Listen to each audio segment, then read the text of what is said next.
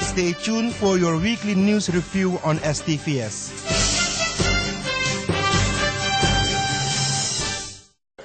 Good evening and welcome to the news review in English. I'm Susan Mena. The bronze head of Louis Doodle, one of the advocates for the trade union movement, was unveiled on January 10th. The unveiling ceremony took place at the CIFES building in Geersvliet. The statue is created by the artist Erwin de Vries. Trade union champion Louis Alfred Gerardus Doodle was born on July 26, 1905 in Paramaribo. He was at the front line of the trade union's fight. Prior to the unveiling of the head, there was an offering and the poet Sombra recited a poem in honor of Doodle. There was also a performance of a cultural group. Several persons, including Jan Haakmaat, Emiel Wijntuin, Henk Herrenberg, and Vice President Robert Amerali, held a speech.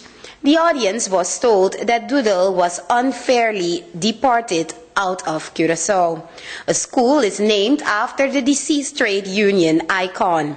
After the unveiling of the bronze head, a wreath was laid on the grave of Doodle by students of the St. Louisa School.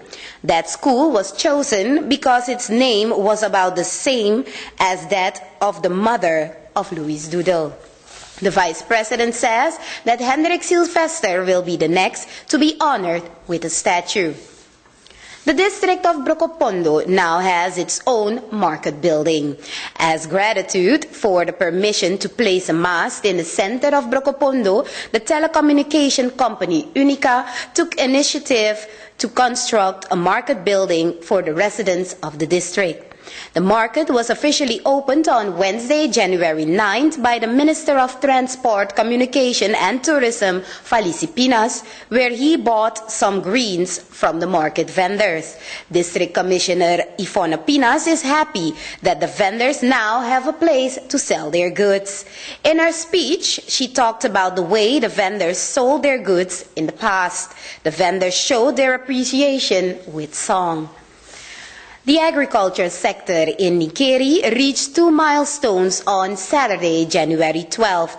Minister of Agriculture, Livestock, Breeding and Fisheries, Hendrik Citrovijoyo, reopened the completely rehabilitated access road to Wageningen and a modern greenhouse was put into use. The access road in Wageningen is 8.5 kilometers long. Through this road, farmers can reach the other side of their land. The production will not be hampered by rainfall anymore. All roads of clay in Wageningen will be tackled. The rehabilitation of access roads 1, 2, 3, 5, and 6 are in the planning. For the diversification of the agriculture sector, a modern greenhouse is put into use. With this greenhouse and 8 others that will be placed at several locations in Suriname, crops can be cultivated under controlled conditions. That way, a higher yield can be obtained. Greenhouse cultivation is the answer for the impact of global warming. The ministry will train interested people in greenhouse cultivation. The ministry is planning to place greenhouses of 1 acre where farmers can cultivate their own crops and guaranteeing them a market. Minister Citrovijoyo visited Nikeri to witness the end of the crop season on December 31st, 2012, and to assess the effects of the extreme drought in the rice district. The Minister of Trade and Industry, Raymond Sapun, says that it's time to look into renewable energy sources. In the region, especially in Brazil, research has already begun on renewable energy. In Suriname, there's not enough focus yet on renewable energy, and Minister Sapun hopes that that will change in the near future. Renewable energy sources can have both economic and environmental benefits for the country and for the world.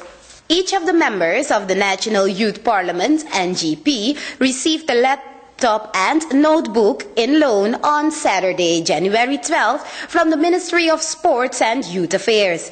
It was meant to symbolize the first step towards collaboration between the two institutions. Daryl Butu, chairman of the Youth Parliament, and the Minister of Sports and Youth Affairs, Ismanto Atna, gave an explanation of the collaboration. The laptops were presented during the meeting of the NGP, where the nominations for the candidacy for the Millennium Development Goals Ambassadorship was announced, and the preparations for the National Youth Congress 2013 were discussed.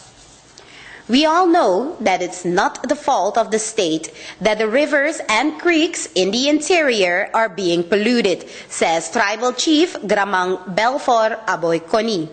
In large parts of the interior, the water in the rivers are being polluted by the illegal mining of gold. The local people can't make use of water anymore. The Gramang wants attention from the government. District Commissioner Margareta Malonti is worried. Now that it's raining, people can use rainwater.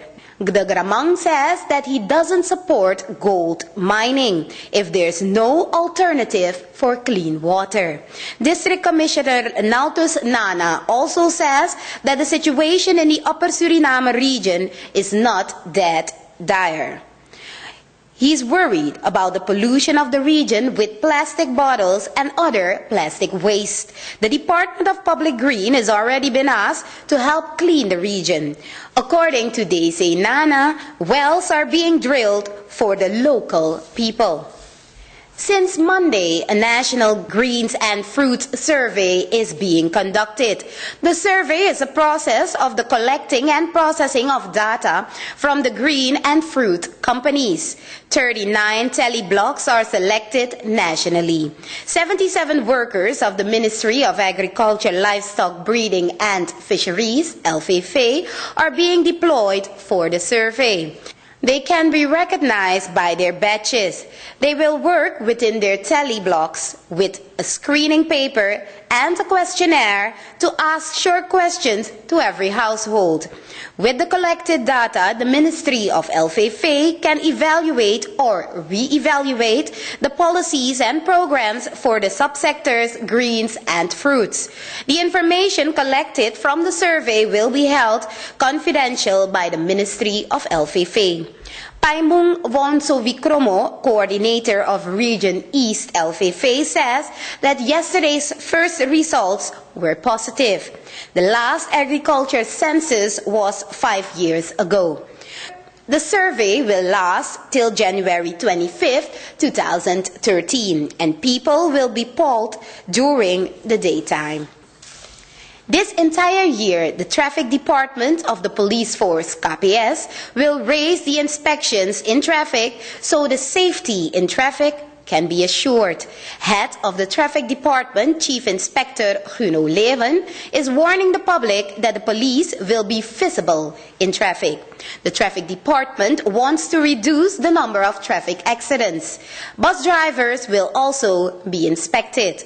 The police hopes that there will be a significant reduction of the number of victims of traffic accidents at the end of the year. To really be integrated in the Caribbean, language is an important condition for Suriname. That's according to the Minister of Foreign Affairs, Winston Lakin, at the opening of the training Spanish language on Monday. According to the Minister, Spanish language is very important, especially with the coming chairmanship of Suriname within UNASUR. 151 trainees from various ministries, the Cabinet of the President, the National Assembly and the Centrale Bank are participating in the course. The training is donated by Colombia and it will be presented by teachers from the Center for the Spanish Language, CEPEC. The teachers are members of the Universidad Externado de Colombia. The training lasts 6 months and will be concluded with an exam. The Carolina Bridge that was damaged by a pontoon boat is collapsing. Wednesday, the Maritime Authority Suriname, MAS, the Ministry of Public Works, and the District Commissioner of Para, Jerry Miranda, have convened about the situation. The DC says that a collapse is imminent. The ferry service will operate from 6 a.m. to 6 p.m. and only under supervision of the MAS. The ferry must operate 50 meters from the bridge. The police will see to it that unauthorized persons do not enter the bridge. The Ministry of Public Health will strengthen the bridge for the time being, and later it will be demolished. According to a research of the Management Consortium of the project Design Build Carolina Bridge, the bridge over the Suriname River at Carolina was again struck by a boat at the end of last year. The main pillar at the east side of the passage seemed to be damaged by a collision.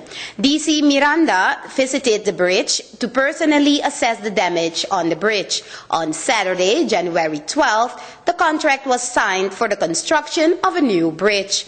The bridge will be placed not far from the current Carolina Bridge, and it will be 300 meters shorter. The bridge should be ready at the beginning of 2014. That concludes our news review in English.